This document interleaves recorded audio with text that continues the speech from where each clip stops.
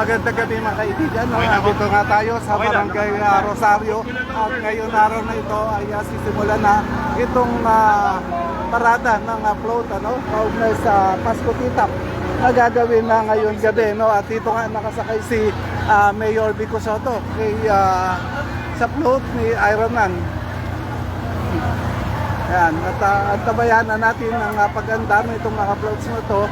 At doon sa pangalawang floats, nakasakay naman doon si Vice Mayor si Vice Mayor Dodo Jaworski, at doon sa pangatlo si Congressman Romar Romulo. At ang mga city councilor naman ay ando pa sa iba't ibang mga floats.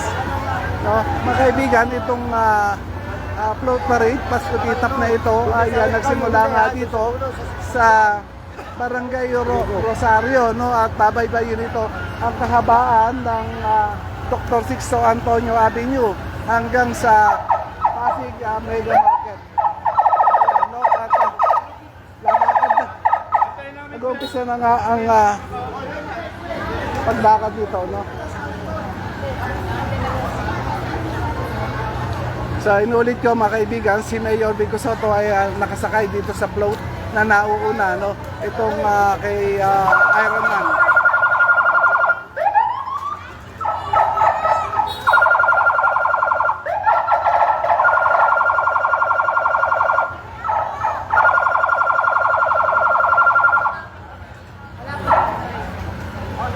Okay, hindi pa naman maanda, no? At konti na nga lang to. Ayun. Lapitan natin si Mayor Vico Sotto at naghahagis nga ng mga candy. Ayan si Mayor.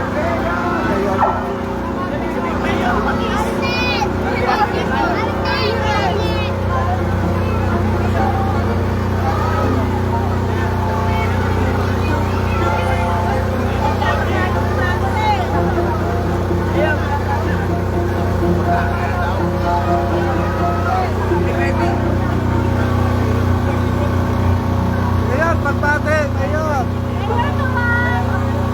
Mayor, sa pagbati naman. Pagbati.